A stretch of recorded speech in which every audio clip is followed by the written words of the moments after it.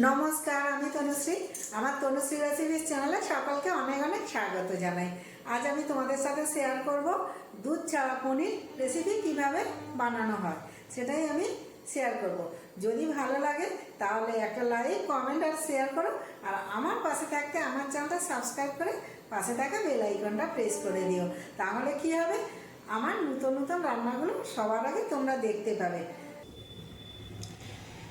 দুধ ছাড়া পনির বানিয়ে তরকারি করার জন্য যা যা নিয়েছি সেগুলো আমি দেখিয়ে দিচ্ছি।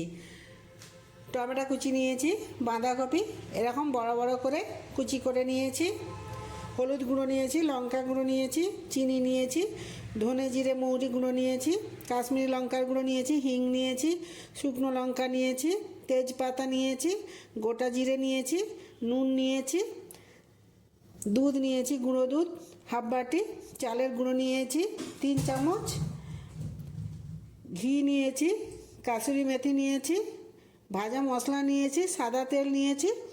আর এটাই দেখো আমি জিরা, আদা আর কাজু ভিজিয়ে রেখেছি, এটা আমি পেস্ট করে নেব। এই দিয়েই আমি আজকে রান্নাটা করব। চলো কেমন করে বানাই দেখতে থাকো। এদিকে আমি গ্যাসের মধ্যে কিছুটা জল দিয়ে একটা পাত্রে জল ফুটতে দিয়েছিলাম। এবার আমি জলের মধ্যে দিয়ে দিলাম ধুয়ে রাখা বাঁধাকপিগুলো জাস্ট আমি 5 মিনিট সেদ্ধ করে নেব। কিছুই দিলাম না, ঢাকনা দিয়ে 5 মিনিট সেদ্ধ করে নিয়েছি। দেখো আমার 5 মিনিটে কিন্তু অলরেডি বাঁধাকপিগুলো সেদ্ধ হয়ে গেছে। এবার আমি এটাকে একটা ছাঁকনির সাহায্যে ছেঁকে নিয়ে আমি জলটা ঝাড়িয়ে নিয়ে ঠান্ডা করে একটা পেস্ট বানিয়ে নিচ্ছি। পেস্টের মধ্যে জাস্ট আমি একটু লবণ দেবো, অন্য কিছুই দেব না। এবার এদিকে আমি একটা কড়াই বসিয়ে দিলাম, কড়াইয়ের মধ্যে জল দিয়ে একটা স্ট্যান্ড বসিয়ে দিয়েছি। এটা আমি গ্যাসটা জ্বেলে দিলাম, জলটা ফুটে উঠবে। এবার দেখো এদিকে আমি যে পেস্টটা বানিয়েছিলাম সেই পেস্টটা দিলাম, এর মধ্যে আমি গুঁড়ো দুধ দেব আর চালের গুঁড়ো দেব, আর কিছু দেব না। এই 3টা জিনিসকে আমি ভালো করে মেখে নেব। এখানে একটা কথা বলি, এই 3টা জিনিস খুব ভালোভাবে মেখে নিতে হবে, অনেকটা সময় ধরে মাখতে হবে, তবেই এটা কিন্তু অনেকটাই ভালো হবে।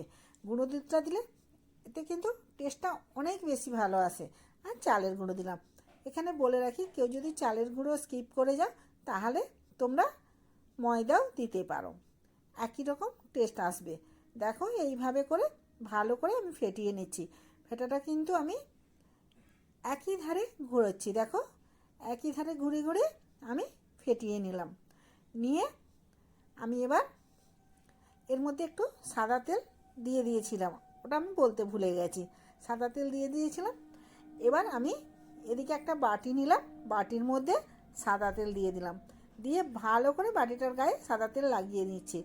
এতে কি হবে, সাদা তেলটা দিলে বাটির গায়ে এই ব্যাটারটা লেগে যাবে না।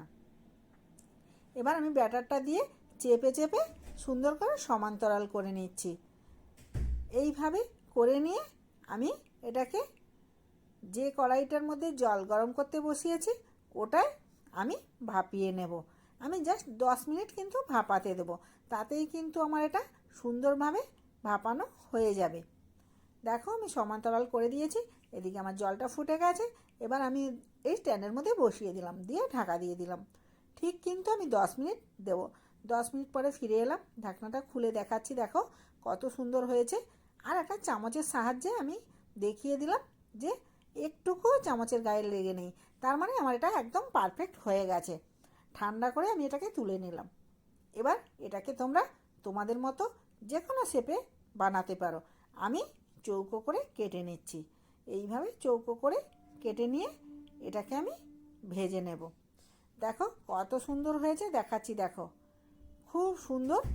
তোমরা দেখতে পাচ্ছ বন্ধু, এত সুন্দর হয়েছে যে এটা হয়তো পনিরের মতো এতটা টেস্ট আসবে না, কিন্তু খেতে দুর্দান্ত লাগবে। এবার দেখো এদিকে আমি কড়াই বসিয়ে দিয়েছিলাম, কড়াইয়ের মধ্যে বেশ কিছুটা তেল দিয়ে গরম করে নিয়েছিলাম। এবার আমি একটা দুটো করে ভেজে নিচ্ছি, কারণ এটা বেশি দিয়ে ভাজবো না, কারণ এটা একটু নরম হয়, সফটি হয়, সেই জন্য এটা অল্প অল্প করে দিয়ে ভেজে নিচ্ছি। দেখো খেতে কিন্তু এটা খুব সুন্দর লাগে। এইভাবে আমি সবগুলো ভেজে নেব। যারা আমার এই ভিডিওটা ফেসবুক পেজ থেকে দেখছো প্লিজ প্লিজ প্লিজ তোমরা ফলো করে দিও। আর যারা ইউটিউব চ্যানেল থেকে দেখছো প্লিজ তোমরা সাবস্ক্রাইব করে দিও, আর একটা লাইক কমেন্ট শেয়ার করে দিও।